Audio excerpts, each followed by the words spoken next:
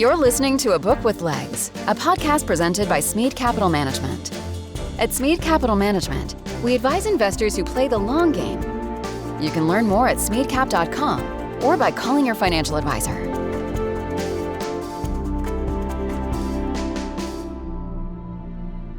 Welcome to A Book with Legs podcast. I'm Cole Smead, CEO and Portfolio Manager here at Smead Capital Management.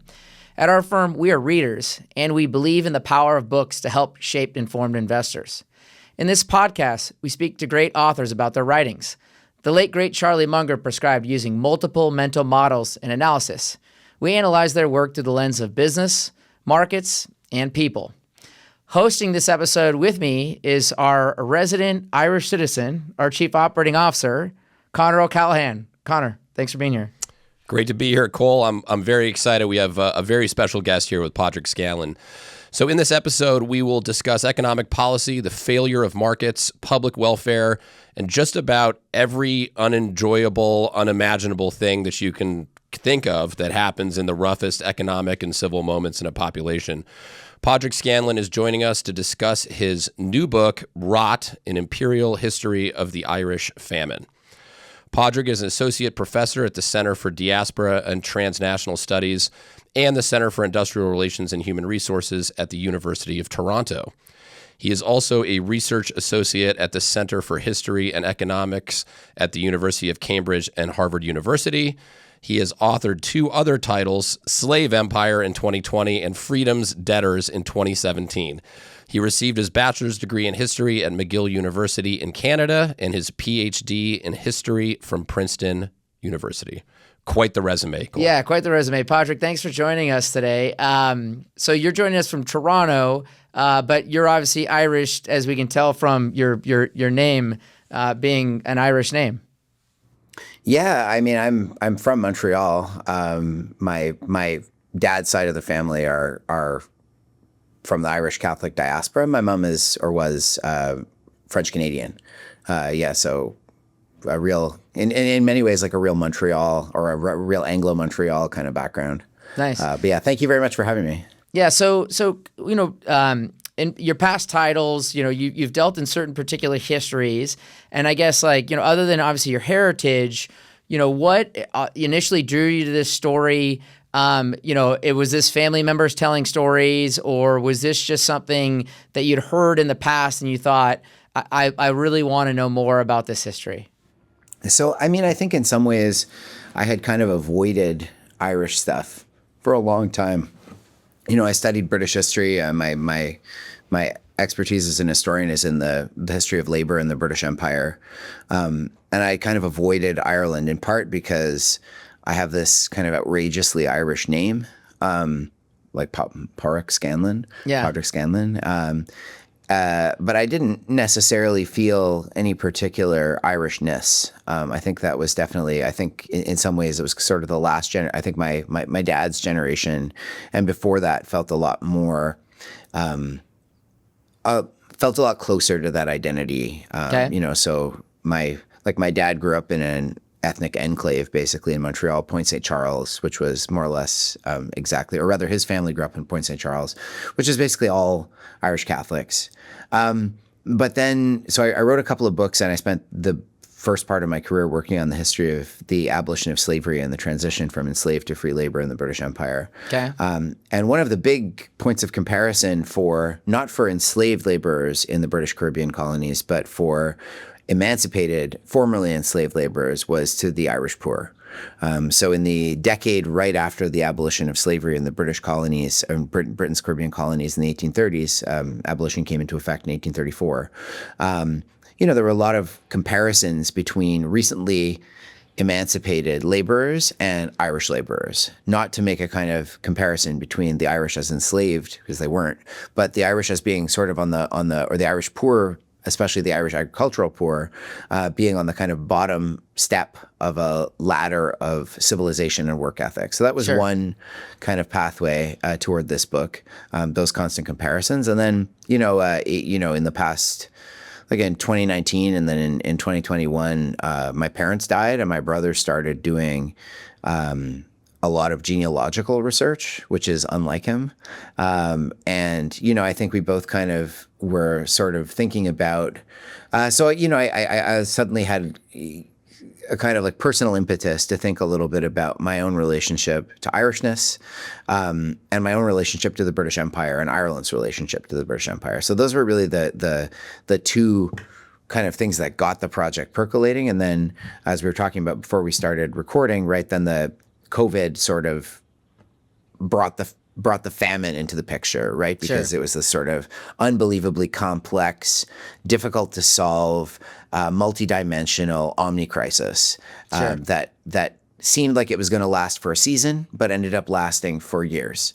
And so I had intended to write a book about Ireland before the famine, and about labor in Ireland before the famine, drawing on these comparisons with formerly enslaved laborers. But then with COVID, the famine kind of entered the picture, and it became a book about Ireland before and through the famine, and sort of following the relationship of Ireland to the United Kingdom and to the British Empire from the Act of Union, the Acts of Union in 1800, through to roughly the end of the famine in the early 1850s. Sure, yeah, because when you mention the abolition of slavery, I think of the book Wilberforce, which was a big figure in the abolition in the UK.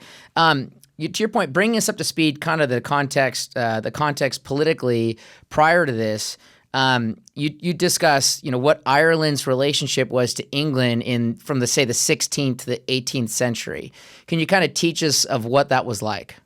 Yeah, I'll do it really, really quickly, because there's a lot of details that are probably not worth burdening your listeners with. Yeah. But so effectively, Ireland has been under some form of, or Ireland had been under some form of English rule since shortly after the Norman invasions in the 11th century.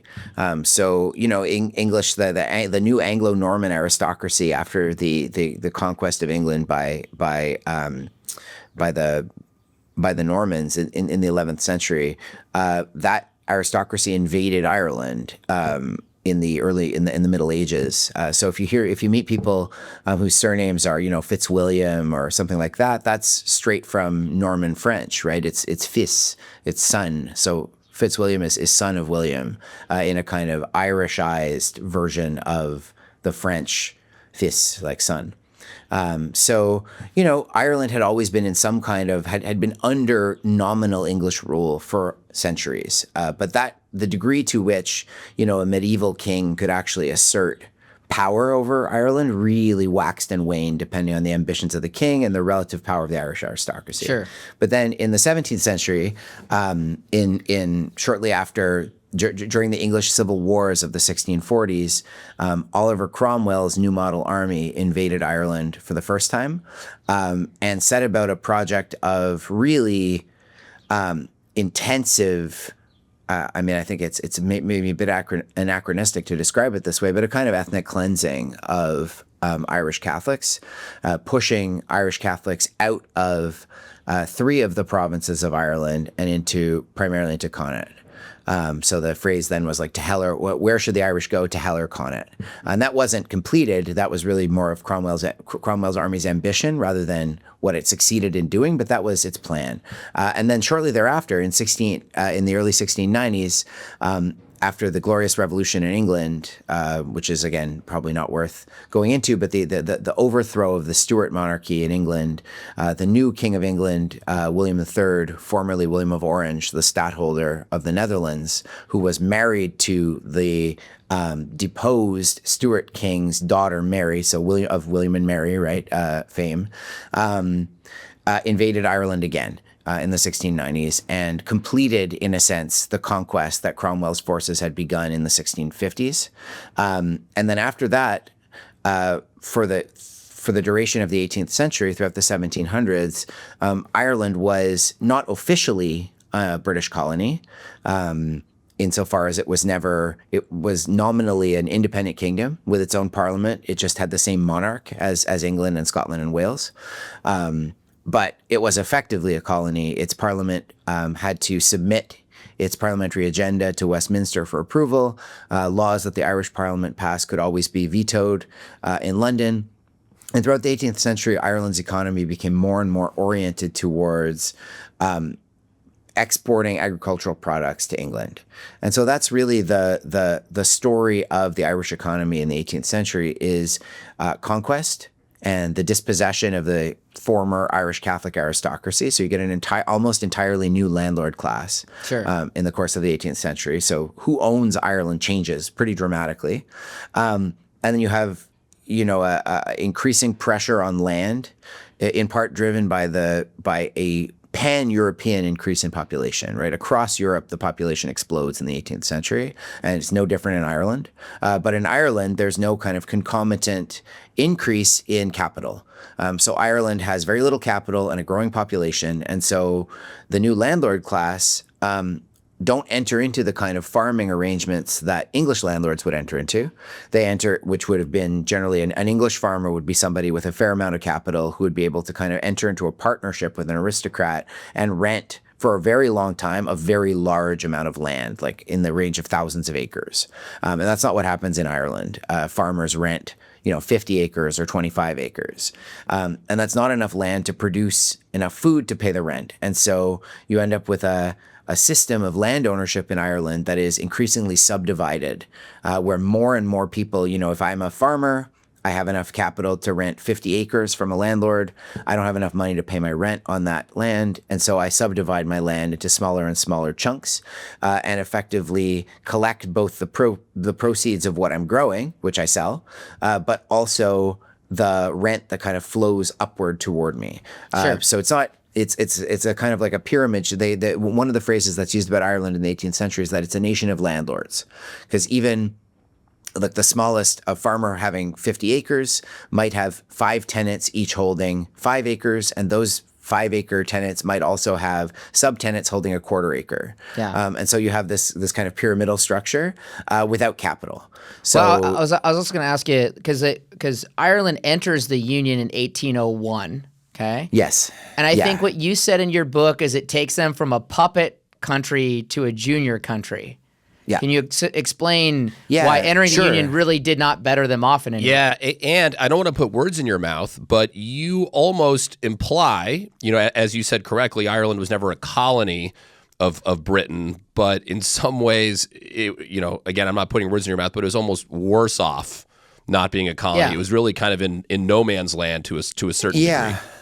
Yeah, I think that's so. I think it's not clear to say that absent the Union, the same process wouldn't have taken place. But I think, so basically, at the end of the 18th century, in the midst of the Napoleonic Wars, which was, as the historian David Bell calls it in his book, the first total war. Right. So this is a war where the British state starts to borrow huge amounts of money, unprecedented amounts of money for a European state in order to finance the war effort against France. And in the midst of that war, a serious rebellion in Ireland led by a group called the United Irishmen breaks out in 1798 and is suppressed.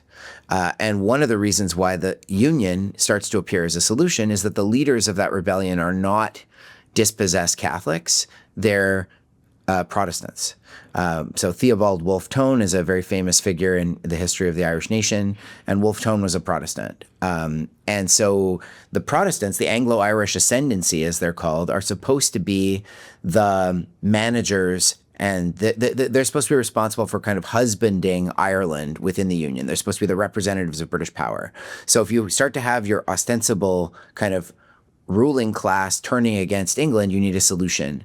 And the solution that appears congenial to both kind of Irish merchants and British politicians is union. And so in 1800, Parliament in England votes to include Ireland in the Union, and the Irish Parliament votes to dissolve itself. And so 100 Irish MPs then sit in the House of Commons, a bunch of Irish lords sit in the House of Lords, the Irish Anglican bishops sit in the bishops. So Ireland becomes politically integrated into the United Kingdom, but as we say, it's integrated as a kind of, it's on paper it's an equal partner. Right. By the 1820s, there are no more laws against Catholic participation in civil rights, so in civil life rather. So Catholic civil rights are fully restored in 1829. The new United Kingdom has a single currency. It has no internal barriers to trade. It has no internal barriers to migration. But all of the structures that were built in Ireland in the 18th century aren't taken apart by the Union. They persist. And if anything, they get worse because now Ireland is in a situation where as the new UK begins to gain momentum economically, especially after the end of the Napoleonic Wars, Ireland doesn't have any of the kind of industrial base that is developing in England. It doesn't have the reserves of money that are held in the City of London. It is still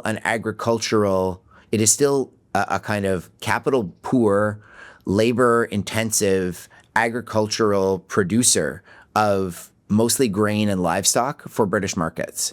And that doesn't change with the Union. And so consequently, all of the things that were making Ireland poorer in the 18th century are not erased by the Union, they're accelerated. So yeah, I think that's more or less what happens. You can see it, in the first decades of the 19th century. Ireland starts to have serious subsistence crises even before the Great Famine itself.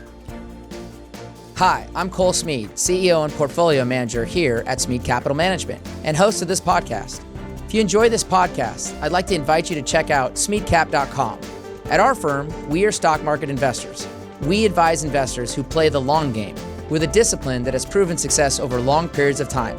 Learn more about our funds at smeadcap.com. Past performance is not indicative of future results. Investing involves risks, including loss of principal. Please refer to the prospectus for important information about the investment company, including objectives, risks, charges, and expenses. Read and consider it carefully before investing. Smead Funds distributed by Smead Funds Distributors, LLC, not affiliated. So I want to touch on a couple things. You mentioned the Napoleonic Wars, and so Irish people, from Ireland were fighting in the British military, to my understanding from your book. How well represented were the Irish in the military? And then also you touched a little bit on the Catholic Relief Act from 1829 and obviously the religious aspects of that in terms of restoring rights to Catholics, but also if you could get into how that sort of changed the game for the worse from a land perspective in Ireland. Oh, yeah. Yes. So really, really briefly, just a bit of context, right? One of the consequences of the conquest of Ireland in the late 17th century was the introduction of a series of laws that are usually called the penal laws that were designed to restrict Catholic belief and practice, I guess, in Ireland, but especially to restrict and further squeeze the Catholic landholding class, right? So there are rules, for example, that forbid priests saying mass in Ireland, but in practice, those were very indifferently enforced, although they were sometimes enforced. So it's not as though Catholicism, it's very hard. This is not 18th century Britain is in many ways a rapacious, exploitative state, but it's not a totalitarian state. It's impossible to enforce those kinds of laws. Well, that's why they flip out kings over the issue because you can't enforce them. So we'll just off with their head and you go from Cromwell being the Protestant to the Stuarts showing back up with Catholicism. The same tension in the monarchy is going on in society. Exactly, yeah, and the Stuarts, right? You can't uproot Catholicism basically from Ireland, but you can dispossess the Catholic landholding class. So those laws are really carefully enforced, and then one of the initially, right, all Catholics, in fact, all Irish, period, including Protestants, are banned from what would have then been the English military, right? Because it's only in 1707 that Great Britain comes into existence with the union of Scotland and England and Wales, which has its own kind of rocky history in those first few decades. But later so after 1707, the British military.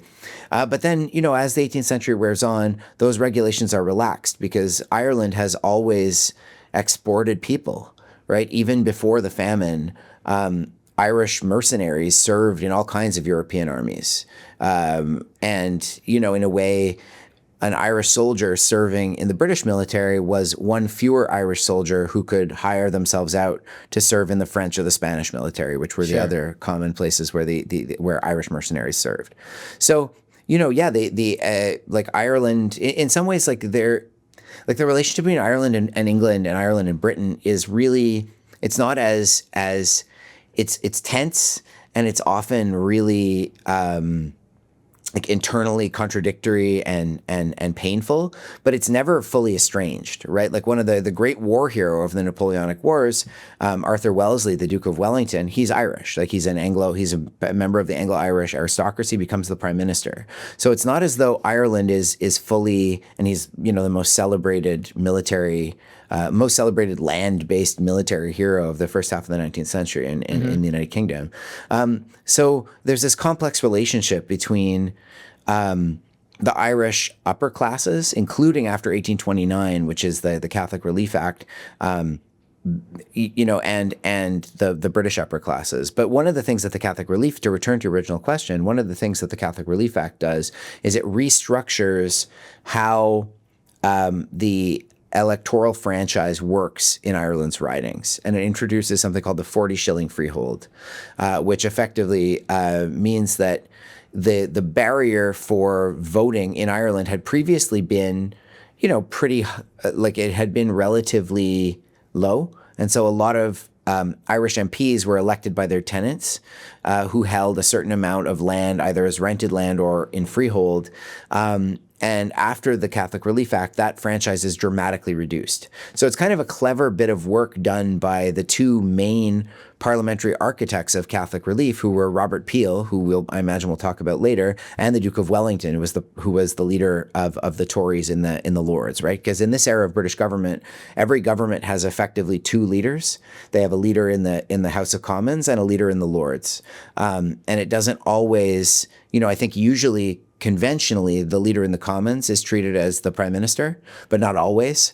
So under Catholic relief, the Duke of Wellington is in the House of Lords, and he's the prime minister, and Robert Peel is the leader of the party in the Commons. And so they together make this kind of clever bargain where they get rid of an extremely unpopular and very outdated law, right? No one really believes in 1829 that Catholics represent a fifth column in British society who are going to overthrow the king. Except for a very small number of what are called ultra-Tories. But it's really a minority of a minority that believes that Catholics still pose a real political threat to the stability of the United Kingdom. So they get rid of an unpopular, kind of outdated law, and at the same time smuggle in an electoral reform that guarantees that the representatives of Ireland in the House of Commons will be representatives whose constituencies are wealthier tenants, right? So it's kind of a clever bit of political maneuvering by Peel and by the Duke of Wellington to transform Catholic emancipation into secure votes for the Conservative Party and the Conservative Party's policies in Westminster. Well, that's a perfect segue. So you talk about the aristocrats.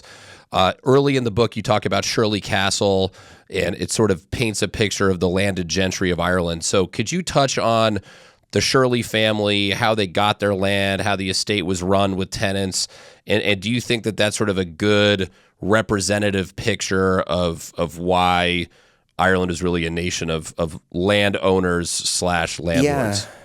So the Shirleys get their land as descendants of the Earl of Essex, who is one of the leaders of, so that in a way they're even earlier Anglo-Irish inheritors, because the Earl of Essex kind of earns his land serving in Ulster after the first Ulster plantation. Well, so there's so much, like the history is so complicated and so entangled. One of the projects of kind of anglicizing Ireland before the invasions were what are called the plantations. So the reason why Ulster has a substantial, it's no longer majority Protestant now, the north of Ireland, but the reason why there is a substantial Presbyterian minority and previously majority in the north of Ireland is because of the Ulster Plantation, this early 17th century project to install mostly Scots Presbyterian settlers in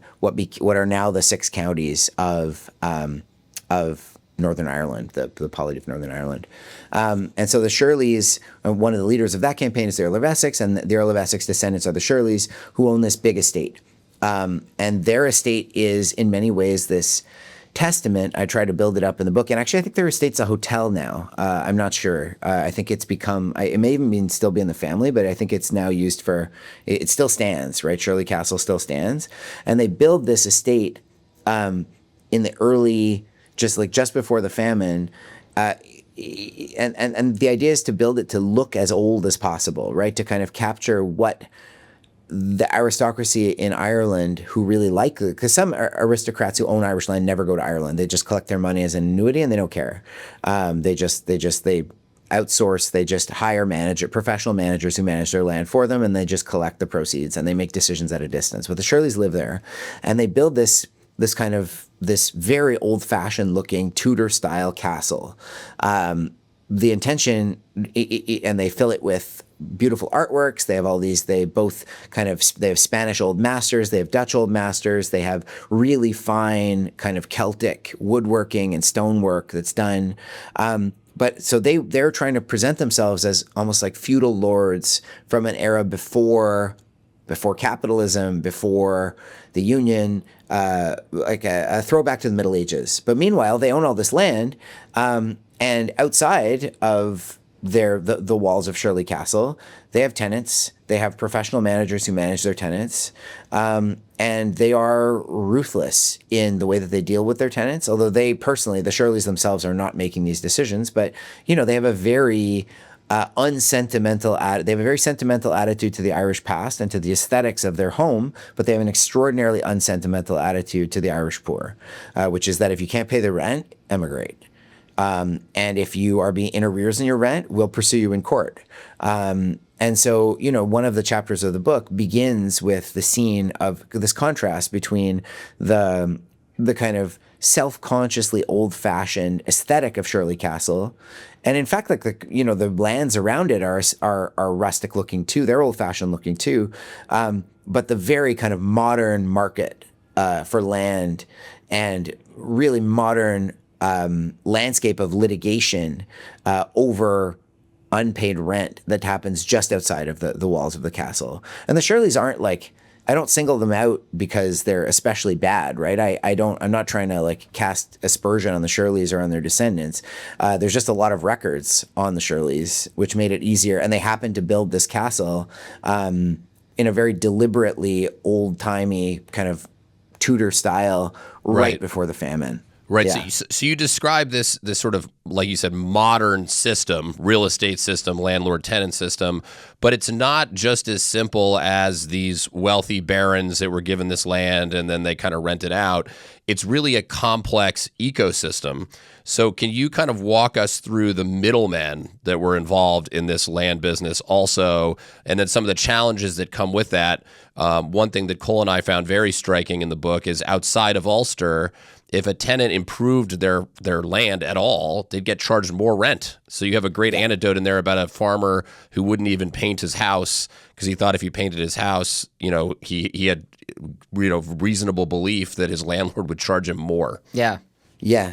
Yeah, I mean, I don't know exactly where this system comes from, although I imagine it has its, I think it sort of develops in the course of the 18th century, but it's called ground only, if I remember correctly, right? Or soil only. Soil only, right? Yep. Yeah, so soil only tenancy. The idea being that you are like, so the big contrast is with England, because in England, that's the world of what are called improving landlords, right? And improving farmers.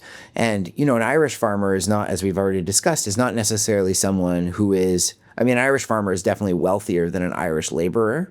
But an English farmer is somebody who has money to invest and often will enter into a partnership with their landlord to say, lease land for what often they're leased for 30 years, or royal lives they're often called, like a kind of imaginary length of a monarch's reign, or even longer, right? So you'll rent this land for 30 years, and each party to the agreement will agree to invest a certain amount of money in like irrigation or experimentation with new crops or crop rotation, or commercial fertilizers are becoming available for the first time in the 19th century. So a lot of improving farmers and landlords are very interested in like new techniques for soil chemistry and for improving yields, and that is not the case in Ireland. In Ireland, improving land, with the exception of Ulster, which has a system called tenant right, which basically allows tenants to kind of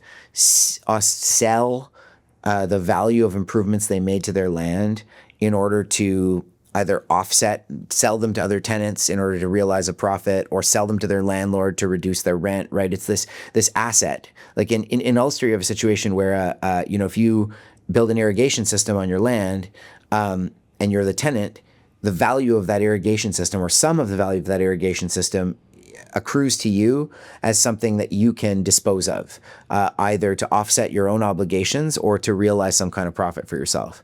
That's not the case in the rest of Ireland. In the rest of Ireland, it's that you rent the land, you rent the land that you have soil only, and if you make any improvements, that increases the value of the land, and consequently, you can be charged more rent on it, right? Like there's something like Ireland in many ways has a very modern real estate market in a way that even Britain doesn't really have yet in the 18th century. And who were all these bit players? So you had agents, right? You had drivers, you had people who would sort of, subdivide the land, cottiers. Can you kind of just give us a little primer on what that looked like? Yeah, sure. So you have, I'll try to start from the top. So you have the aristocratic landlord at the top who owns the land, either resident in Ireland or not. Then you have their own agents. Land agents are people who are usually pretty highly trained. They're usually lawyers, legally trained, and they rent out larger chunks of land to farmers. It's pretty rare for a landlord to do their own business, right? You have an agent who represents you, which is pretty, in that sense. Then the farmers have their own tenants who are often called cotters or cottiers, and they rent cottages with small amounts of land with them, and they rent their land year round. And between the farmers and the cottiers are middlemen who act basically as freelance land agents for the rental of farming land from farmers to the next layer down. And then you have another layer down are people who are called conacre farmers. And conacre is as far as I know, a specifically Irish form of land tenure that is short for corn acre, because the idea is it's about an acre of land, sometimes less, and you rent it not for a full year, but for a growing season. So it's usually a 10 or 11 month lease. And the idea is that you rent that land and you're able to, it's like a rented land that also includes a plot of land for subsistence farming. And so that's where the potatoes in Ireland are often grown. They're grown on conacre land, or a lot of potatoes are grown on conacre land.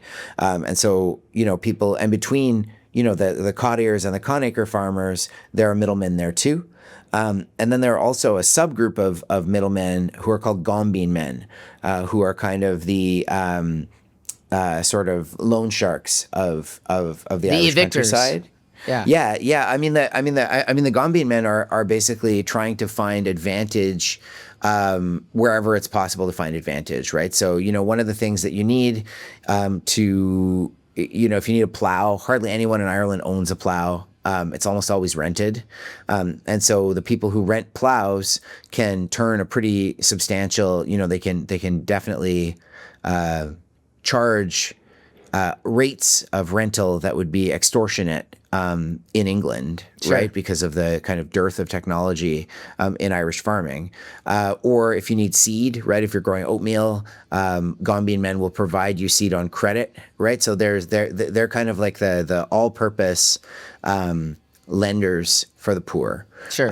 Either of goods, but also of cash. And so you have the situation where between every layer of the pyramid, there is a kind of thin layer of middlemen who are either acting on behalf of the people above them or acting on their own behalf, trying to find some opportunity for arbitrage, basically, between the two layers of the Irish economy. Well, So and obviously that would work when things were good, but as soon as revenue goes down, everyone wants their pound of flesh, and therefore there's, call it, too much economic rent being extracted from too little revenues. And so someone's got to get squeezed, someone's got to lose a leg, because that bean's going to want their money. Let me pivot a little bit.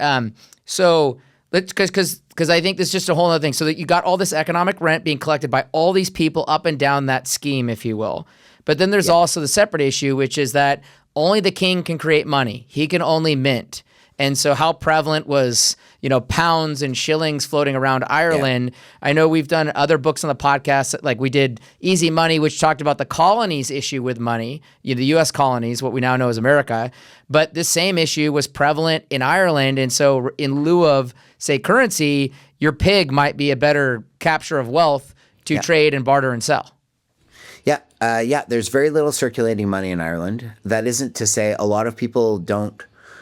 So if you're somebody working let's say you're a Clonacre farmer, you are constantly making financial transactions of different kinds, but they're almost always just in a ledger, right? There's very few occasions during the year when you have either coin or paper money of any kind that you're then exchanging, right? So you'll buy your seed potatoes on credit.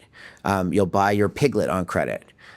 You'll pay your rent on credit. And then at harvest time, farmers make a series of complicated decisions about whether or not they're going to, sell their pig, sell their crop, eat their crop.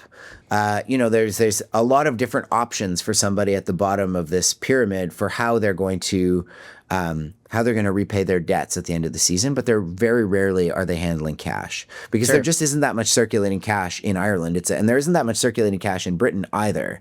And the problem is kind of exacerbated in the 1820s because after the inflation, like very strong inflation of the Napoleonic era, when the Bank of England was pumping money into the system, in the 1820s, the Bank of England tried to slow down inflation by dramatically decreasing the money supply. So not only is there less circulating actual paper money or coin in Ireland, physical objects that are being used as a medium of exchange, there's just less money on the Bank of England's ledger, on the Bank of England's books, right? There's much less money on their balance sheet. They dramatically shrink their balance sheet in the 1820s, in part to try to regain some control over inflation and to just kind of restrict the amount of money that the British government is spending servicing its debts. Totally. Which are really substantial after the Napoleonic Wars. We hope you're enjoying the podcast. We work hard putting together this show, but we work even harder for our investors at Smead Capital Management. At Smead, we believe in disciplined investing, which is why the Smead funds have a proven track record of long-term outperformance.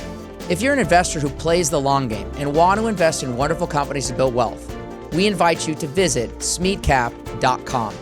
Past performance is not indicative of future results. Investing involves risks, including loss of principal. Please refer to the prospectus for important information about the investment company, including objectives, risks, charges, and expenses. Read and consider it carefully before investing. Smead Funds distributed by Smead Funds Distributors, LLC, not affiliated. So in Ireland, right, there's people are, if you have a pig, as you mentioned, right, one of the things I try to bring out in the book is that, potatoes don't have a lot of value. They are, except as subsistence crops. Like people do sell their potatoes, but there aren't big time potato wholesalers in Ireland. Potatoes are hard to transport. Even now, right, the fact that you can buy potatoes in a supermarket is in some ways a miracle of the modern cold chain. Right, because potatoes usually, if you transport them under conditions that a lot of other produce is transported in, they start to sprout or they rot. Sure. So potatoes are really like the fact that you can buy potatoes that are imported from somewhere else takes a lot more technology than you think, even in comparison to other produce. And so potatoes don't travel very far, and so you can't really sell them, except locally. And so people fatten pigs. And almost there's a ready market for pork, both live pigs and also for pork products in the rest of the United Kingdom. And so people basically at the bottom of the socioeconomic hierarchy, not at the absolute bottom, but kind of conacre farmers, almost always have a pig, and they fatten the pig on potatoes, and in that way they're kind of able to store their value. Store value, exactly, and because they hardly ever eat their pigs, right? Especially not at that level, right? If you're if you have 50 acres, you're definitely eating pig, or you're at least at holidays, right? You have enough then to slaughter and eat yourself, but the lower you get, the more you sell. Sure. And so the when pig also becomes, you presented other risks. I mean, pigs can pass pathogens. Pigs could kill children. I mean, I just like. Total another discourse that I'm not going to go into, but when I thought of like them putting a ring in the snout so that they don't root, I was like, yeah, we did that on bulls. I think the bulldog in that same 19th century came out of that whole idea of the snout. And I was like, just to think that women put that in their nose today is just absolutely insane to me. That's what we used to do to pigs. So it's true. Humans don't root, right? It's more. No, I agree. But why do we put rings in their noses? So let me pivot. So Thomas Malthus is obviously a popular person at the time, okay? And I want to ask you this because I have a kind of follow-on question to this, but he said in your book, you quote him, a civilized and well-governed society, Malthus argued, would not choose to feed the poor since with the check of hunger, the poor would not work but would reproduce, making a subsistence crisis inevitable. So here's Malthus like, listen, if we give them food, they're just going to end up reproducing, kind of like he's treating them like they're rats. Like if we give them food, they're just going to reproduce, which by the way, he's speaking, of the Irish, right? And so he has this idea that it's like a very negative context. More humans are bad, but obviously that's against the culture of like, I'll call it, Irish Catholicism, which is that like the family and children are a blessing. And these are coming to head at the same time. Well, and that was your wealth. Your family was your wealth because quite clearly you paint the picture that there wasn't a lot of other wealth. So your wealth, in quotes, was your children. Yep. Yeah, I think there's a couple of dimensions there. So one word that I haven't brought up, but that's important to understanding the British Empire period in the 19th century is civilization, right? And civilization is this very inchoate, undefinable characteristic that in practice means all kinds of things, right? It can mean wearing European clothes. It can mean like using European eating utensils. It can mean participating in markets. And so it means all kinds of different things to the British, but it's extraordinarily important, but very hard to define. And one of the things about one of the things I try to emphasize in Rot is the sort of, the best way to describe it is kind of optical illusion of the Irish countryside, which looks the same optical illusion that was at play in Shirley Castle, which we talked about a few minutes ago. Yeah. Something that looks ancient, but that is in fact very modern. And so one of Adam Smith's theories of civilization in Wealth of Nations and in other works is that there's a kind of civilizational hierarchy that is visible in people's relationship to the market. And so Smith imagines a kind of imaginary barter economy that then evolves into a economy that uses just precious metals that are undifferentiated, sure, to an economy that uses like beads or shells that are denominations that are meant to represent wealth, to an economy that uses coins, to an economy that uses paper money, which represents gold or silver reserves, right? And that final economy, which with all of its credit instruments and all of its exchanges and all of its kind of fluidity, that is the most civilized possible market. So when the Irish don't have money circulating in the countryside, even though they do have very complicated relationships of credit and production and labor, like it's a very complex economy. But from the perspective of somebody interested in looking for markers of civilization, it doesn't look sophisticated. Sure. And for Malthus, right, Malthus's view.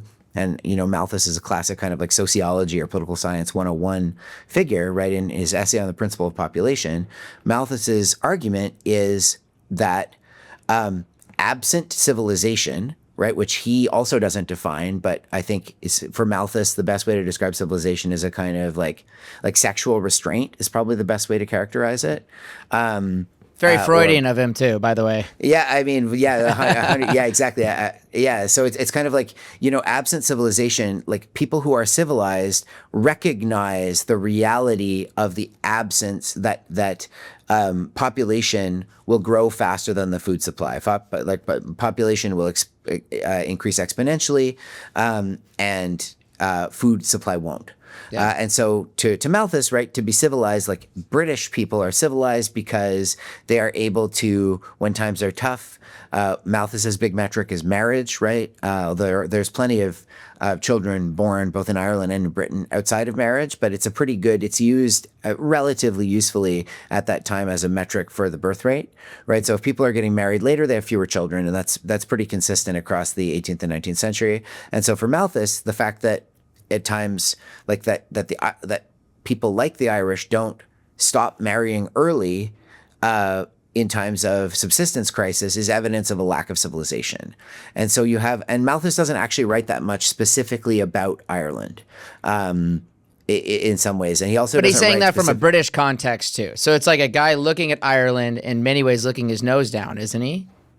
Well, I think it's more he's trying to say, I mean, what he's really looking at are the British poor, like people who would be called paupers, right? And there's a widespread moral panic in early 19th century Britain about paupers who are distinguished. So the poor are people, even what poverty means is in flux at this time. There's no clear definition, right? So often there's the kind of poor who are, or even the invention of the term like working class, right, that is intended to distinguish, right, because they might be economically have fewer resources, but they are the working class or the laboring class or the productive class. Those are the terms that are often used for the working class. I mean, we still use working class, but those were the terms that were in use then, and they were definitely morally charged, right? These are people who work for their living, even if they don't have much to speak of in terms of material wealth, whereas paupers are people who depend on the state. And what Malthus is arguing in Essay on the Principle of Population, that it is fruitless to try to preserve like investing too much in preserving the lives of paupers or preserving their ability to live on state assistance, basically, will eventually lead to a population crisis. So what Malthus is saying is that it is fruitless to try to stop people from starving to death using state assistance, because using that state assistance will encourage people to depend on the state and increase the problem, right? So he's making an early argument for what people in the 19th century called like laissez-faire social policy, right? It's not worth trying to intervene to feed people, because if you feed people, you will create dependence among those people. And if you create dependence among those people, then they will only seek more assistance. And then eventually the resources of the state will be overwhelmed by demand. And then the state will be sucked into the collapse of the pauper population will kind of drag the rest of the state down. So Malthus is really, I think Malthus is like, in some ways, Malthus is now like, it's easy to like was controversial in his time, although I think a lot of people were Malthusians. But Malthus wasn't, like, he didn't have a kind of, he personally wasn't particularly like he was, by all accounts, like a pretty amiable, affable person who a lot of people liked, even though he had this social theory that was a very useful pretext for a lot of very callous and kind of cruel social policy in the 19th century. But Malthus himself was sort of seeing this dispassionately, right? More in sorrow than in anger. He's not saying paupers are going to annihilate the state, and therefore he's just saying this is natural, right? He's just trying to describe a natural law of economic life. And in doing that, he's very much of a piece with a lot of the people who are in rot, right? A lot of the people who are interested in and believe very deeply in the idea that there are natural laws to human economic life that are as inviolable as something like the laws of physics, right? Sure. And then if you can only discover those laws and build a government with regulations that will act as the kind of barest guardrails over those laws, then people will start to behave in a way, they'll be impelled to behave naturally. And until you can find those guardrails, until you can find those structures, right, that's what the purpose of social policy should be. It should be to find the rules that govern human economies and then design a system accordingly. And that's one of the things that happens in the famine itself, right?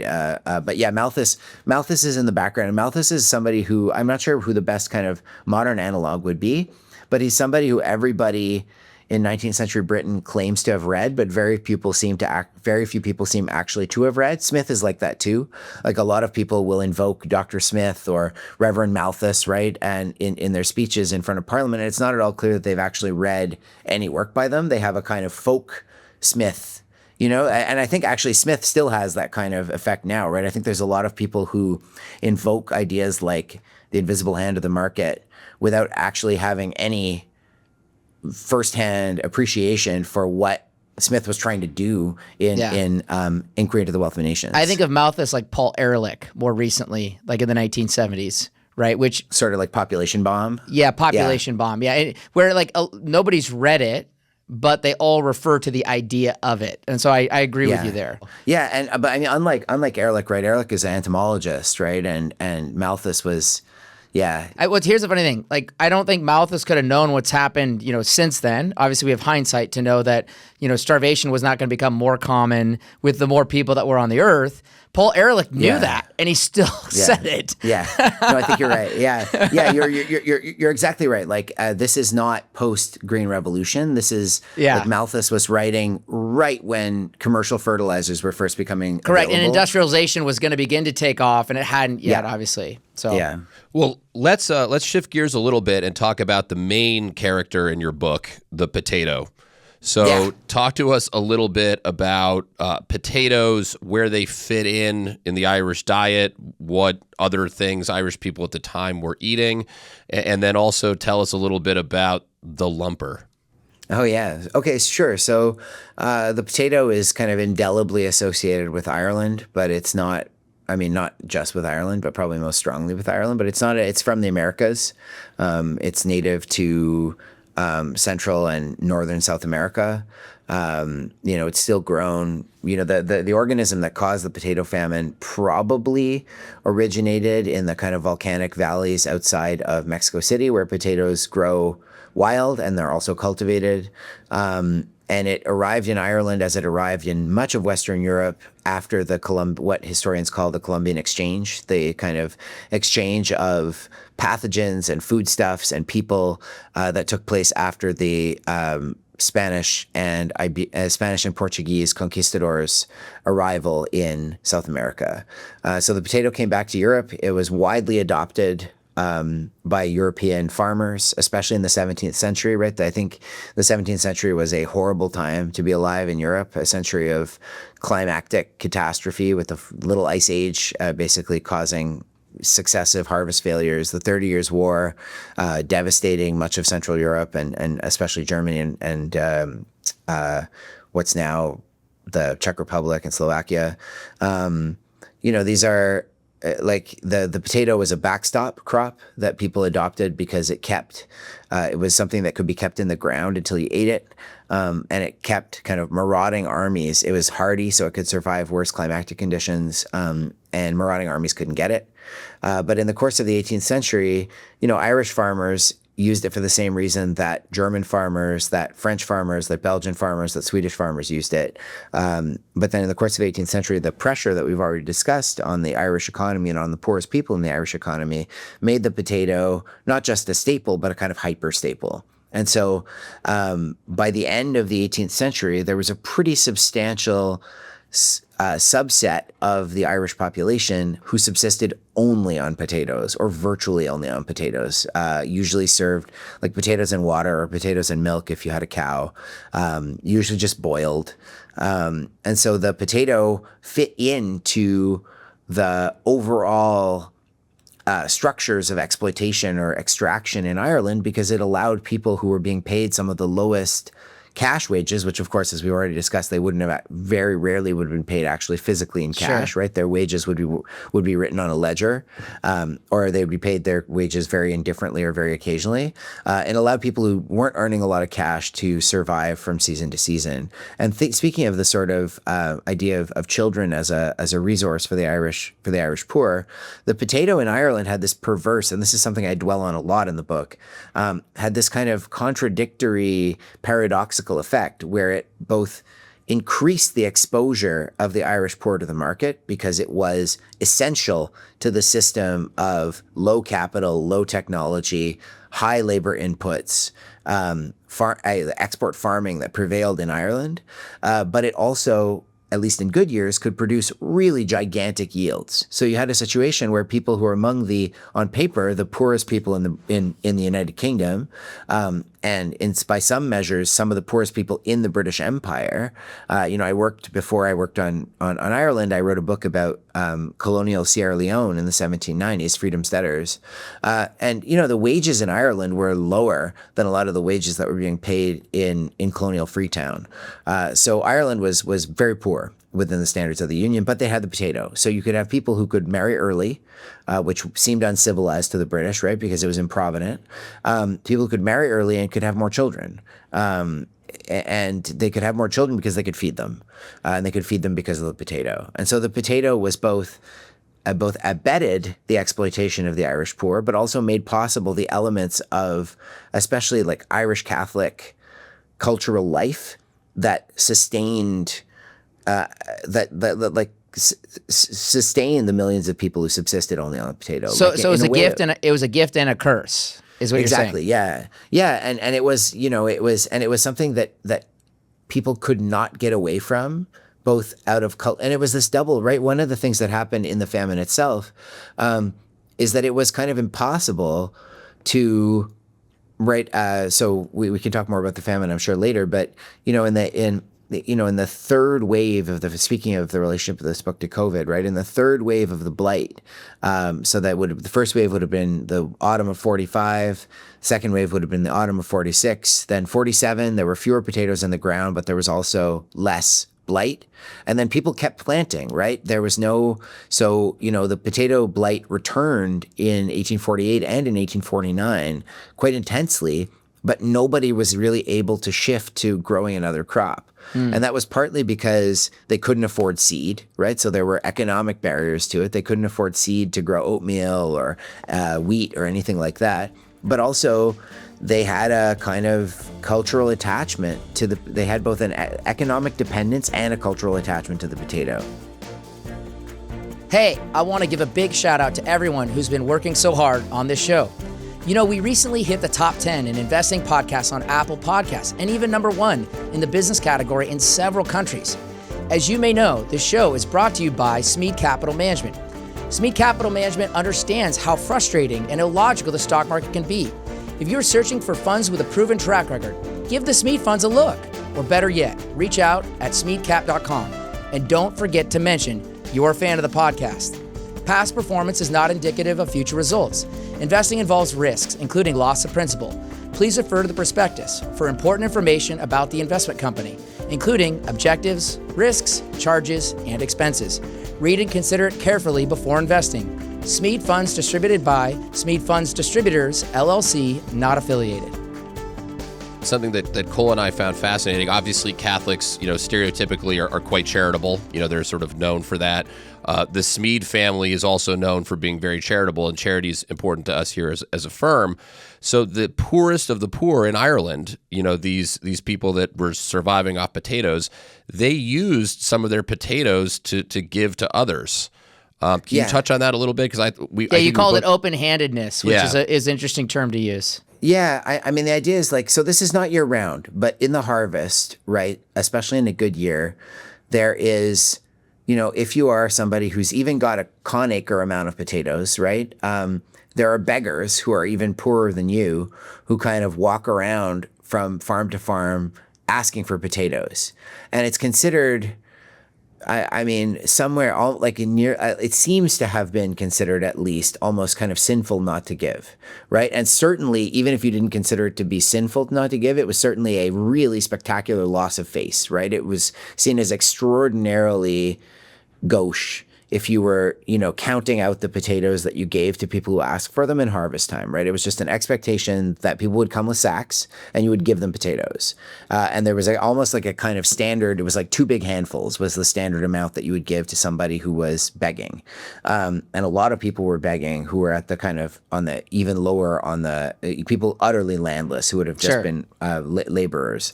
And so, but at the same time, right, there are definitely references in the archives to people stealing those potatoes back under cover of darkness, right? So it's not like it's both a real commitment to charity, but also it's associated with like it's a cultural expectation, right? And it's also a cultural expectation that if somebody takes back their potatoes at night, that you're not going to confront them about it, right? It's just, there's a kind of doubledness to it where you're doing one thing. There's there's like almost like a doubled mentality where you're both, you have this thing, you have to give it, but at the same time, if you take it back, no one will fault you for taking it back. Sure. And that's sort of how it works, in terms of giving, right? And that's definitely, that's rooted in, like, I would say, it's interesting. Like, I think it's hard to say whether that flows from Catholicism. Maybe it does, maybe it doesn't. It's certainly unique to I don't know if it's even actually unique to Ireland, but it's like an economy of abundance, right, in the midst of scarcity. Okay. And you can see that in other kinds of crops. So one of the things that a piece that I found really, really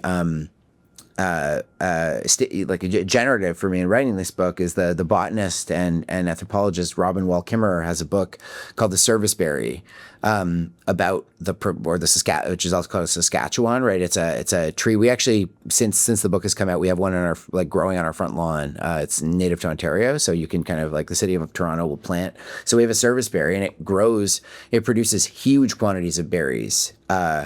And the idea is when the service berries are in bloom, you have abundance, right? And so it suddenly becomes kind of obscene to have so much of something and count it, right? If you have so much of potatoes or you have so many service berries, if somebody asks you for them, it borders on obscenity to say, well, will I have enough for later? You just give it, right? Sure. And so it's more that kind of economy of abundance. And Catholicism in Ireland before the famine is a really interesting thing. And I think one of the things that happens post-famine is the increasing assertion of doctrinal uniformity by the Catholic Church on Irish Catholics, because that century of the penal laws doesn't snuff out Catholicism in Ireland, but it does snuff out sort of episcopal control over Catholic priests in Ireland. So Irish folk Catholicism is a totally different thing. British domination, because you effectively, you don't make this absolutely, but you build the seeds of Irish independence in your book as one thing you kind of build on. The other thing, I want to pivot because you mentioned this just a second ago, but I want to come back to it. Blight came back from 1846 to 1847. And then, so as I'm reading this, I'm like, oh, it's everywhere. Everyone's affected. And then the reports, you report on all the divisions, and it was there were divisions that didn't have crop loss. It was I think the average was 30%, but there were certain divisions that just didn't show crop loss. Was that because the potato had already ruined a lot of crops to where they were so low? Or why was the loss? I think it was luck, right? It was just luck, right? That it depended from season to season, right? Eventually, right, every single county in Ireland would have blight, but it was more or less severe depending on the, I think I have theories, right? I can't prove them, but there are, one of the things that is associated with poverty in Ireland is more intensive potato cropping. And so, in a poor, and generally the poorest counties in Ireland are in the southwest. Those are the kind of poorest parts of the country, and the west generally of Ireland. So in the west of Ireland, you have more potato fields that are right next to each other. So there's no kind of fire break, right? Because the actual organism, we haven't talked about it yet, but the actual organism that causes the disease that led to the collapse of the potato, which led to the potato famine or to the Great Famine, was an organism called Phytophthora infestans or P. infestans. And it's I'm glad a you're fungus. saying it. Yeah, I might not actually have pronounced it correctly. When we were doing the audiobook for Rot, I had to look up how it was pronounced. So I may actually have just kind of fallen back. It might be anyway. P. infestans, let's say. Yeah. And it's like a fungus. So it sporulates, right? So if you have a field, if there's prevailing winds, if you have two potato fields next to each other, it'll spread really quickly. So I guess one theory for why some parts of the country why generally the crop loss was less severe in places that were relatively wealthier. So there was plenty of blight for example, in the counties in Ulster. Yeah. But Ulster never really had quite as severe a had quite as severe a subsistence crisis as much of the rest of the South, especially the Southwest. And so that was in part because in Ulster, some people still grew oatmeal for subsistence, right? There's a part of northern Ulster that's called the oatmeal belt. And so in those places, right, then you have fields where maybe if a field is afflicted by blight, it spreads quickly in that potato field is ruined. Sure. But there's no way for the spores to spread to other fields. Sure. And so, in general, like the more intense, like that's one of the kind of especially, like in some ways, the blight was like struck a place that could not be more vulnerable to complete social collapse because of its, like this was a place where the poorer you were, the more potatoes you ate. The more potatoes you ate, the closer your fields were to each other, the more vulnerable the whole world, your whole social and economic world was to an organism that could devastate potatoes, Sure. right? And especially in Europe, right? Because this is an organism that had lived in, like as an endemic illness of potatoes in the much drier, much higher altitude highlands outside of Mexico City, Sure. where but here you're having a situation like you have a climate that is extremely congenial to the reproduction of this organism, and you have endless fields of potatoes right next to each other. Yeah. And people keep planting them even after, because for all the reasons that we've already talked about, like even though it's obvious, also nobody thought it would come back, right? There had been diseases, fungal diseases, viral diseases of potatoes that had struck previous potato crops. Actually, to return back to the lumper, right? The Irish lumper. So I have a chapter in the book. It's my favorite chapter in the book. It's called The People's Potato. And one of the things that I think I uncovered in it, and I don't, like, novelty is not necessarily the best commendation for it, but I'm pretty sure I'm the first person to write about this, as far as I know, who isn't a plant geneticist. But, like, the lumper is just so, it sounds so perfect, right? The Irish poor who ate their lumpers, right? But then the lumper has all of these kind of legends about it, legends that are repeated in one of the sources that I used very extensively for the book, which are Irish folklore records, something called the Schools Collection, which was the Irish Free State in the 1930s, basically asked school kids to interview their grandparents and other elders and write down all kinds of folk stories as a kind of like works progress, sort of Depression era kind social of, history. Yep.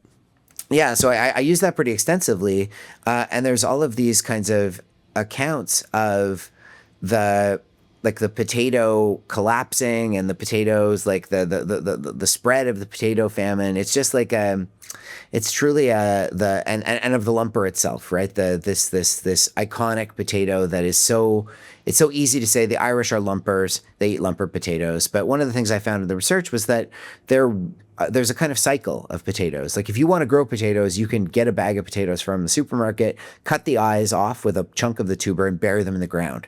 That's how potatoes are generally cultivated. It's called set cultivation. And the potatoes that grow will be clones of that original potato. Okay. And that can yield gigantic yields very quickly, right? Any kind of set called garlic is the same, right? Anything where you can set cultivate something or onions, right? Where you can just kind of plant the bulb and clone the original plant, you can get really big yields very quickly. But those plants are also very susceptible to pathogens, especially to viruses and fungi and bacteria. Because they're just growing the pathogen in effect. Yeah, and they're just like they're a monoculture, right? They're all identical, so they're all equally vulnerable to new pathogens. Sure. And so you have this rise and fall in the Irish potato crop, where so you have like different crops that are associated with that are called that are basically the people's crop. They're considered by the Irish poor to be the highest yield, best value kind of potato. And you can see that. So there's a potato called the apple that is, and whatever the people's potato is, people say it's gross, basically. So they're like, the apple tastes bad. But then by the time the potato famine rolls around, the apple is a variety of potato that is grown more by people for the middle class market. Because everyone in Ireland loves potatoes. It's not just the poor, but just the middle class have a kind of more, they're like potato connoisseurs, right? So there's a certain sense like, I would like an apple. I would like they have great names. I put a bunch of them in the book, but there's even more, these lists of great names of potato cultivars. And so the lumper is just one of these same kind of cultivars, and it is reaching the end of its natural life when the blight happens. But for historians and for commentators at the time, it's been irresistible to kind of repeat the name of the potato and let the allusions that kind of flow from it kind of hang in the air, right? Totally. The lumper, and there's this other legend that the Irish eat 10 to 14 pounds of potatoes. Yeah, we had day. that in our notes. I was like, yeah, and then like ludicrous, and like 12 pounds of potatoes. You did a good job of getting into it. That it's like basically medically impossible. These numbers that are being thrown out. You can't do it, right? And you'll see it, right? If you I read feel like books there's a on the challenge, famine. though. Like, if you could eat 12 pounds of potatoes, I'll pay you $1,000. Yeah, but So you could do it. Like, if you want to do it, you could do it. It's not physically impossible to eat 10 to 14 pounds of potatoes in a day. It's just not something that you would do every day. Like, it's not beyond human capacities, but it's just, and then people use that historians, have been incautious, I think, because it seems so juicy, right? It's one of those sort of facts that you see it, and you see it in the primary sources, right? It's not something that was invented post facto by historians commenting on the famine. It's something in the records. And I understand, right? You see it and you think, this has got to be like, what a juicy fact this is. And then people have, one of the big questions about the potato for some historians is the Irish seem, at least by some reckoning, to be slightly taller and heavier on average than the English. And so one of the big questions, or in some strains of historical scholarship, is why is that? And so from the 12 to 14 pound of potato estimate, some historians have said, well, that's 3,600 calories a day. So no wonder the Irish were bigger. But it's like, that can't be true, right? Well, it's all just hearsay. It's like a total It's like an guess. urban legend. Yeah, it's like an urban legend turns into somehow like, well, we mythologized based on the science, and it's like that's like asking for the stars to line up. Yeah, so one of the things that was cut, I cut from the book, like I actually chased it down to try to find where it began. That stuff all ended up kind of on the cutting room floor of the book because my editors correctly, I think, judged that it was pretty boring. Yeah. Right? Like to actually follow this, but it seems to be something that somebody in a couple of parliamentary inquiries, some Irish farmer said, how many potatoes you eat a day? Oh, about 4 pounds a meal is enough for a laborer, right? And that could have been mistaken, right? It's not as though people who are Irish laborers, they might have meant 4 individual potatoes. How much does one potato weigh? About a pound. You know what I mean? They might have just been guessing. They might have been thinking that they were being offered food, right? And that if they lowballed the estimate, because there was a parliamentary inquiry, there's lots of reasons why somebody might say that and just be wrong, but there's one very clear reason why British officials and then historians latched onto it, which is because it seemed to signal really strongly the Irish depend on potatoes, right? Like that's like, well, that's why the old saying is like a rumor can get around the world faster than the truth can get its pants on. Totally. I mean, that's the reality to it. Well, so I want to pivot here to some of the social stuff, but I was thinking, though, with all the lumpers and the apples and the different types of potatoes, I think something that we should do is, like you have oysters and you have like 4 different types of oysters and you try each one. Like I want to see a potato flight where it's like, here's 4 different types I would agree. of potatoes. Also, since you're in Toronto, the other thing I was thinking about, and I like this, I think of poutine as like one of the greater Irish leftovers from Canada, right? Which is like putting French fries down with gravy, which I think of as like a very like and cheese curds, which is like a very British or Irish kind of dish. I think of like I could eat it in London and it wouldn't be that different than a lot of the fare in London. And I think that's like my favorite dish every time I go to Canada. And I don't think it'd be there unless it was for the Irish.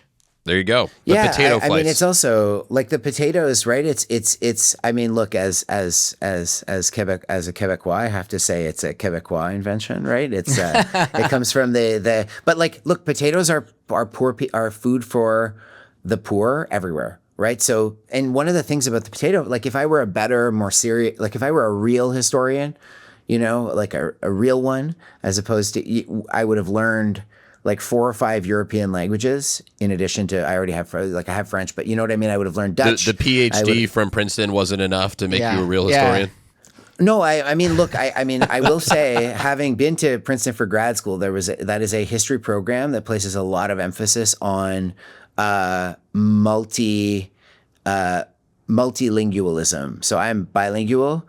And maybe like have some German and some Latin, but like not very much, just like Jesuit level Latin. And anyway, but the point is that like the potato famine was a transatlantic event, and the fact that it was most catastrophic in Ireland can only be explained, in my view at least, by Ireland's relationship to the rest of the United Kingdom and to the British Empire, because the potato blight started in Mexico, maybe, certainly struck Peruvian farms before, arrived in Pennsylvania and in Quebec and in Ontario, where people were growing potatoes, and those potato fields were struck by the blight too.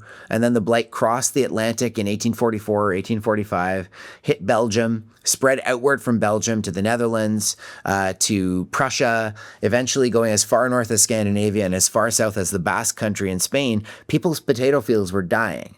Right. So this was a pandemic of P. infestans, when it had previously been restricted to sort of native growing potatoes in a specific climatic condition in central Mexico.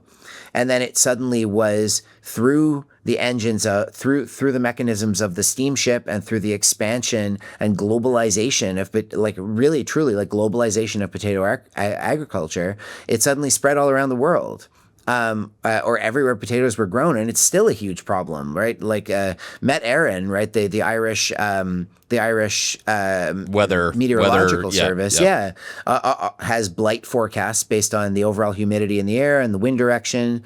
It still costs billions of dollars a year to control this organism. It's endemic everywhere the potatoes are grown. So for me, the big question is, like, it's why is this, like, you can understand a lot about how the British Empire worked and about Ireland's place in it by understanding why something that was devastating everywhere it struck became apocalyptic in this one specific place. Sure. And it is, and so that's one of the things that I was trying to unpick in writing this book. Well, something I think you did a great job of is, demonstrating obviously the aristocrats, the wealthy British people's, apathy at best and probably hostility more accurately towards the Irish poor.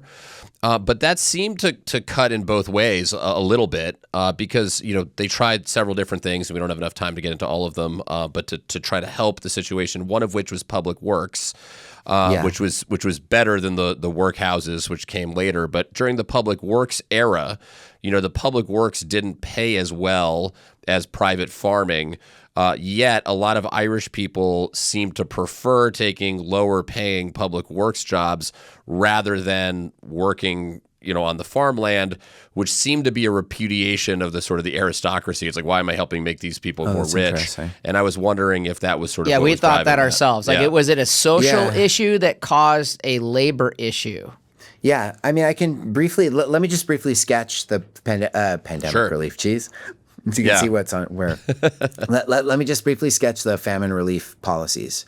So, Ireland, as we've discussed already, right, as Ireland was struck, like the potato was vulnerable, the Irish economy was precarious and had a lot of vulnerabilities, and the failure of potatoes was one of them, to the point where there had been potato failures nowhere near as complete, nowhere near as long-lasting as the ones that caused the Great Famine, but there had been, there had a poor season, like bad weather in 1817, in the 1820s, in 1831, right? There were localized subsistence crises in Ireland, and the British government they were so common that the British government had a kind of playbook for dealing with an Irish subsistence crisis, which was all premised on something else that we've talked about a lot, which is this idea of civilization, right? The idea that the Irish are uniquely are in danger of sliding out of civilization unless they are disciplined by the market, right? If they are and so the two plans are you never give food away, because if you give food away, you risk creating dependence.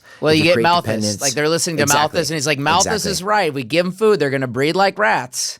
Exactly. Or just stop working, right? And then, or start, and that's something that that impetus appears elsewhere in the empire too. In the wake of the abolition of slavery in the Caribbean, a lot of formerly enslaved laborers understandably want to get as far away from sugar plantations as they can. Sure. And want to become basically small farmers, right? So there's a big rush on plantation laborers, especially plantation laborers who have saved money from cash jobs in the course of their enslavement, rush to buy land right away, to the point where colonial officials try to artificially raise the price of crown lands because they want people to continue to grow sugar for wages. And so they restrict, and it's in Ireland, it's the same idea that if you give people independence, you will kind of in this case, they don't want people to become independent of the government, but it's the same kind of impetus. Anyway, but so the two basic pivots are you import grain and sell it at cost. And if people don't have money to buy the grain, you set up public works so that people can earn wages to buy the grain that you've imported at cost. And so in the first wave of the famine, Robert Peel's government imports American maize, which they call Indian corn, in Ireland and in Britain. And they import maize because Ireland doesn't grow maize and can't grow maize. And so by importing, 40 million pounds of cornmeal, basically, you will keep people from starving, but you also won't disrupt the grain trade, and you won't people won't start planting the maize that they can't save any of it for seed because it won't. It doesn't grow. compete with potatoes either, etc. Exactly. Right. It's just a stopgap, and it also provides. And there were also a lot of. This was a time of really rapprochement, commercial rapprochement between Britain and the United States. So it's there's a lot of reasons why it appears like an ideal solution to the problem to Peel. Sure. And at the same time, you start up public works. And that doesn't change throughout the famine, right? The idea is that, so that first wave of the famine, you already mentioned it, right? The crop loss is not total anywhere. It's severe in some places, it's partial in other places. So that first year, 1845, 1846, is not, people die of famine-related illnesses, but it's not. It's kind of like the worst subsistence crisis that Ireland has experienced yet. Sure. But nobody thinks it's going to happen again. And they think that this playbook of policies that have sort of worked before, at least worked in preventing mass death, will work again. The problem is that no one expects the blight to return for another season in 1846. And it returns, fewer potatoes are in the ground. And after a season of allowing P. infestans to reproduce and produce spores, even more fields are affected. Sure. So you have a situation where that year, 1846-47, the entire social structure of Ireland basically implodes. It just collapses in on itself. And so, as you mentioned, right, the public works, the new government, led by John Russell, the Whig government, keeps importing grain, but sort of changes its emphasis. It keeps those same basic pillars of relief policy, but it emphasizes public works more than importing grain. And so the government founds more public works projects, and they in order to encourage people to seek private wages, right, to seek wages from landlords, rather than from the government, they set the wages at 2 pence less than whatever the average prevailing wage is for similar work elsewhere.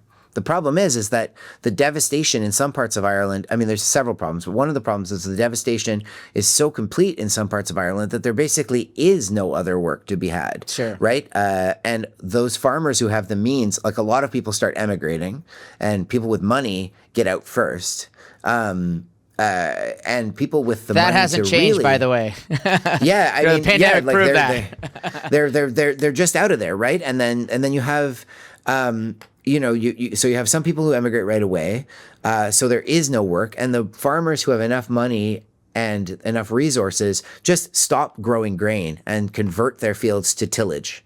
So they start raising cattle and sheep instead of growing, and that needs fewer laborers. So you have a situation where people don't they're starving, and so they prefer and they recognize, like a lot of these public works projects, you can still see some of them if you visit Ireland, right? Especially in the West, there are famine walkways that are kind of like minor tourist sites now, and they're basically like sort of wooden sidewalks or wooden staircases that have been built on mountains that don't go anywhere. They're just kind of there, and they're roads to nowhere. So a lot of public works don't actually do anything. Like they don't, and in fact, they have to. Initially, the public works is rolled out with a regulation that says that none of the public works can be of, quote, an improving nature, which means that they can't increase the value of anyone's land, which really restricts. You called it shambolic as well as bureaucratic. Right, because then you get out to the working houses too, and it's like we were joking, like, "Hey, what are you doing today? I'm breaking rocks. What are you doing?" And they were literally talking about how the workhouses were talking about buying rocks from private quarry owners to have the people break them. There was no point. Yeah, like total insanity, and not to mention the fact that these are starving people with no energy, and you're making them break rocks for no reason.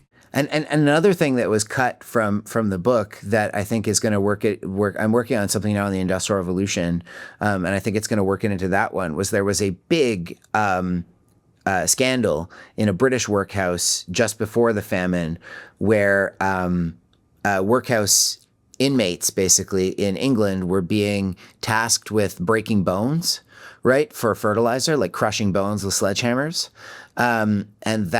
But there was a scandal where allegedly some of those inmates who had been their food rations were cut off, and they were basically eating human flesh, right? And so that was a big scandal in the Poor Law administration in England. And the Irish were already seen as being probably closer to being capable of cannibalism on account of their relative civilization. Yeah, I put a note in my book at some point where I was like, between the lines during your writing, you could kind of see that there was probably more cannibalism going on at times than people would have assumed. Or who knows, right? Like the point is that it's impossible to say. There are certainly rumors of it, and there are some very well regarded. There's a really good collection of essays by a really noted Irish economic historian called "Eating People is Wrong," which is a series of essays about cannibalism under famine conditions, so I like. Especially writing, as I've transitioned from writing academic books to books for for a wider public, I have an eye for the salacious. You know what I mean? Like I definitely know sells books. Exactly. It sells books, and it's interesting for me, and it's I think it helps to build the world, but I try not to, the rumors, there are very, very, very few substantiated examples of cannibalism during the famine. Sure. Which suggests that there probably were some instances, but it certainly wasn't widespread. It's not as though there was a secret epidemic but anyway, in any case, they wanted people to break rocks because they were worried that if they broke bones, either they would steal the bones, if they were cattle bones or horse bones, they would try to eat them, or if they were human bones, that they might end up with a scandal on their hands. So It was just the public works were, in my view, one of the most kind of symbolic and tragic parts of the famine because they cost so much money. Yeah. They were hugely expensive to the British government, both in terms of actual raw money, but also in terms of personnel. Sure. Like the British, they couldn't find engineers. They were basically sending out everyone, and everyone and anyone, every surveyor, every engineer, every half-pay military officer, just a huge flotilla of highly trained personnel floating on what in today's money would probably be billions of pounds of borrowed money to set up the system just so that the Irish would never get anything for free. And it did nothing, right? Sure. It did less than nothing. It allowed people who already had the means to survive to hold on a little tighter to what they had. Sure. And it meant that the people, because getting a place on, like the public works, 700,000 people worked on them at their peak. That's a lot of people. I think you said 20% of the population in some places. Yeah, in some counties, sure. But that 20% represents, even, and that's something also that I think I got some experience of writing about the plantation economy in the Caribbean in the era of slavery, is like plantations were brutal, horrific, just incredibly violent and destructive institutions, but they had hierarchies. Sure. And the people who were higher up on the hierarchy were better able to navigate the dangers of living and working in that situation. And, they were like, even among the very poor and the very desperate and the very oppressed, right? There are subtle distinctions of rank, and you can see that I think at least you can see that in the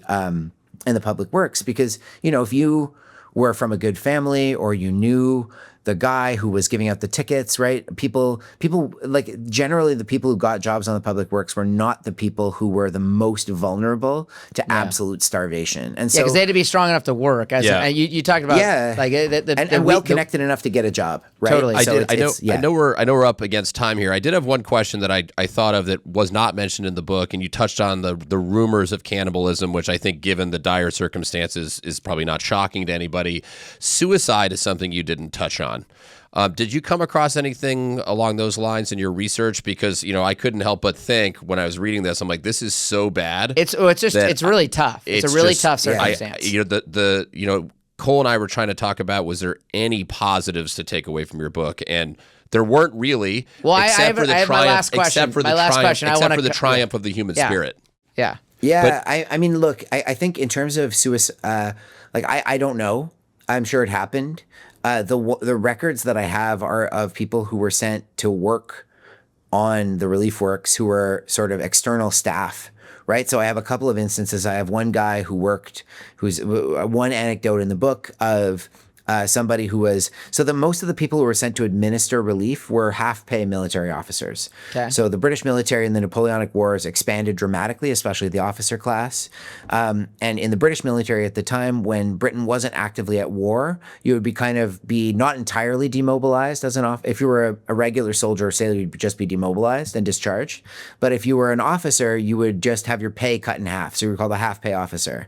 And so half-pay officers, you could write, and people have written whole books about just this kind of fraternity of people who were very, in some cases, extremely hardened and very experienced soldiers and sailors who were kind of sent around the British Empire as administrators after the end of the Napoleonic Wars. Because after the Napoleonic Wars, Britain didn't have a lot of, and with the exception of the Crimean War, Britain didn't had a lot of little wars that it fought in its colonies, but Britain itself didn't have engaged in many European wars for a very long time, basically throughout the 19th century. And so you had this huge body of pretty hard men who were sent around the empire to administer the empire.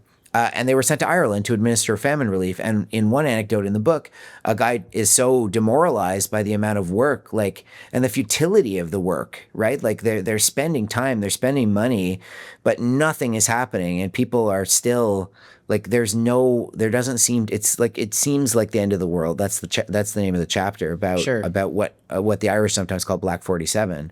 The winter of 1846 to 1847, which was kind of the national low point of the famine.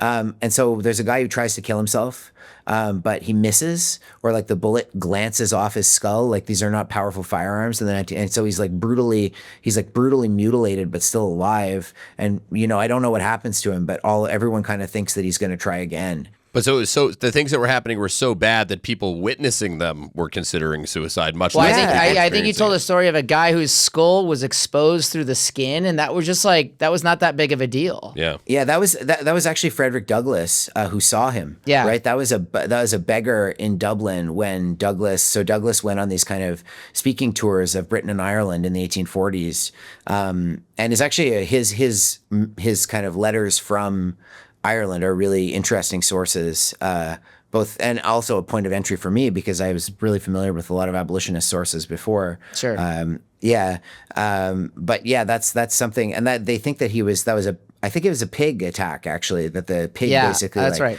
bit a hole in the guy's cheek, and now he's like begging in the streets of Dublin. Yeah, it's bleak, right? This is not. And look, I don't want to I work on 19th century British Empire.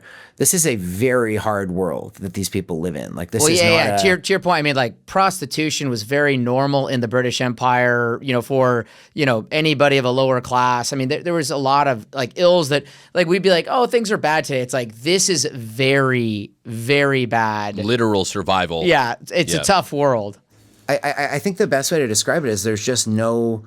Like there is a safety net. It's very, very thin. The poor law is a safety net, but it is, I mean, some social historians have argued that it's better at preserving life and limb than others, but it's a world that doesn't have a lot of, there isn't a lot, there's a long way to fall, even if you're relatively well-to-do. Sure. Which is not the same as today. Like there's a lot of things that catch you on the way down today that weren't there.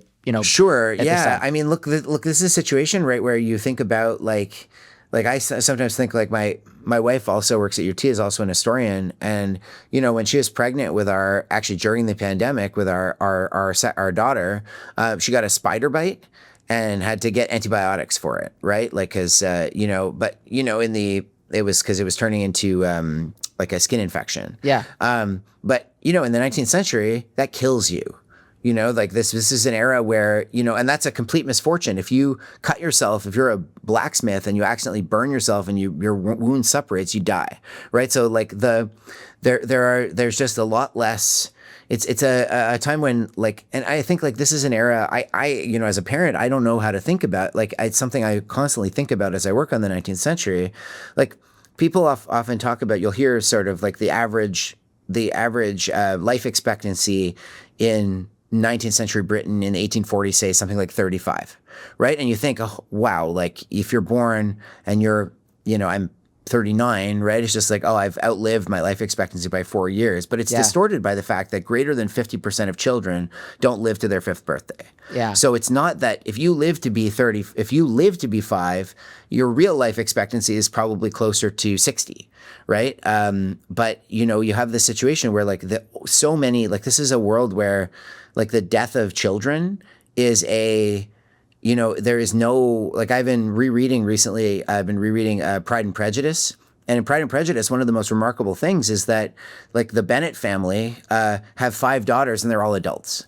That is in some ways it's a very mannered, very stylized romantic comedy, but it's also fantastical because there are very few even middle class families in the English countryside that would have where the father and mother are both still alive and they have 5 living adult children. Well, so you're getting at my ultimate question, because this is the game, and I think why I love this book is because you talk about all these complexities.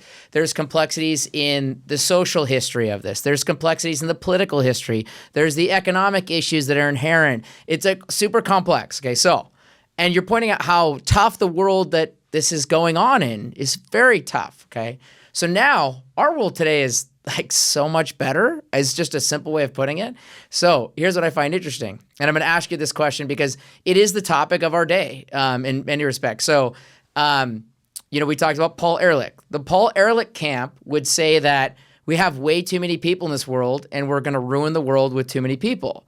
And then you have what all stylizers call it more of a Musk camp, or somewhere in that more optimistic camp that says we don't have enough people in this world, which I could argue that in the Western world as we watch birth rates decline. And Elon's trying single-handedly to fix it. Single-handedly in a very non-normal kind of way, I might add. Not the kind I prescribe, don't do it. It's going to cut your net worth up in many pieces. But where would you put yourself? This is a tough history to deal with, which is why I also really admire your writing on it, because it's a tough history.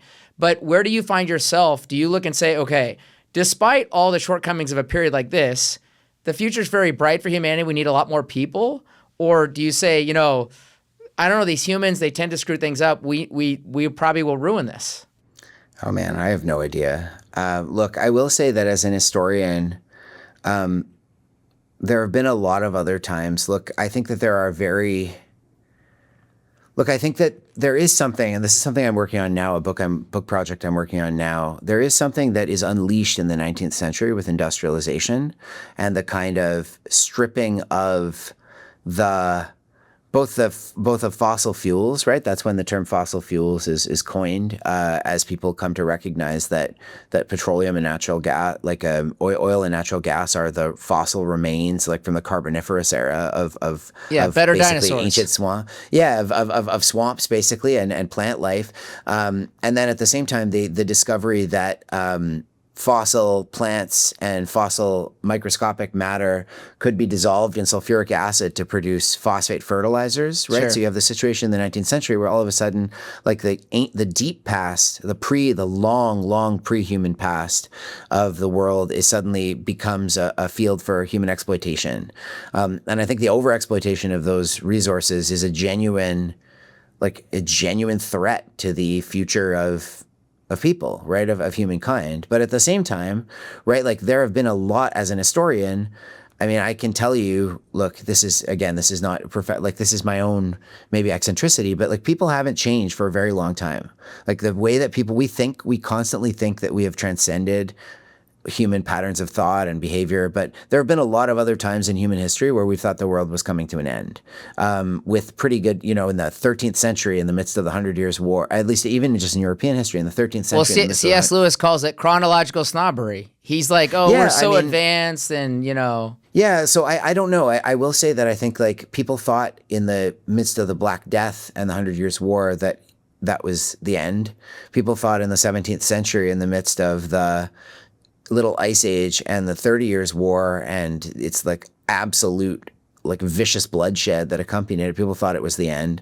There are plenty of reasons to think in like 1944 that that the world might be coming to an end, or 1945. You know what I mean? Like it's not. I don't know. I will say that as an historian, I don't make predictions, but I will say that the human beings are more. We don't change in quite the ways that we think we change. And that might be a recipe for catastrophe, or it might be cause for optimism. And I think Sure. I think maybe I waver from day to day as to whether or not those kind of deep repeating human tendencies are a reason to be cheerful, or a reason to, buy an estate in New Zealand and get ready to hunker down with like a 100-year supply of tinned food. Where can people follow you going forward, Padraic? Like, where are you on social media? Do you write a lot outside your books? Yeah, so I do write. I've got, so Rot is the book I have now. I'm working on another book about about workers in the 19th century, which I think is going to be really good, which is supposed to be done in 2007, September 2007. I'm going to turn it in, hopefully, touch wood. And so I write occasionally in a bunch of different outlets. I'm no longer on social media, although I may pick it up again. Okay. But yeah. But I've done a ton of podcasts and stuff for this book, and I do, I contribute sometimes to the Times Literary Supplement, to The Guardian, to a bunch of publications. So my stuff is out there. Nice. Well, anecdotally, I was in the New York Athletic Club last week reading your book in one of the lounges, and a professor, Mark Brennan from NYU, said, "Hey, is that a good book?" I was like, "Yes, it's really good. I'm about halfway through with it." And he said everybody keeps telling him how good it is. So you're on his reading list, but certainly Terrific. getting a lot of fanfare around this book. Yeah, no, I'm really happy with the way it's been received. I've been really interested to see actually the way it's been received in the North America, where the reception's been really warm and really interesting. The UK, where it's been kind of absent. Like I think we had a review in the Financial Times, which was pretty good. But other than that, I don't think there's been, which is a really nice review. But there hasn't been that much. We haven't had much traction in the UK, and in Ireland, it's been kind of a little bit mixed in the sense that, I think there's a lot of, so it's been interesting to see, but I'm delighted to hear that. And I'm really pleased with the way the book has been received so far. Well, we appreciate your time. Conor, thank you for hosting this with me. It's been a lot of fun. As we said, Padraic, your book deals in a very messy history that shows how bad incentives, bad planning, and the poor allocation of resources by both public and private works can cause terrible outcomes. Go out and buy a copy of Rot today. I would say, I'm going to give a different take because that's what I get paid for a living to do. I would say that the future is unknown, but yet the propensity of time and humanity has bounded forward. And like the Irish diaspora, which is blessed across the world through many children, I think the future is bright because they adapted and flourished, and I think that's the story of humanity. And I think your book deals in how we go from point A to point B and how tough it can be, and I think it's a wonderful history. If you enjoyed this podcast, go to Apple, Spotify, YouTube, or wherever you listen to A Book with Legs. Tell others about us, give us a review, and the stories that we get to visit with authors like Padraic. If you have a book that you'd like to recommend, email podcast@smeadcap.com. That's podcast@smeadcap.com. You can also send your suggestions to us on X. Our handle is @SmeadCap. Thank you for joining us for A Book with Legs podcast. We look forward to the next episode. Thank you for listening to A Book with Legs, a podcast brought to you by Smead Capital Management. The material provided in this podcast is for informational use only and should not be construed as investment advice. You can learn more about Smead Capital Management and its products at smeadcap.com or by calling your financial advisor.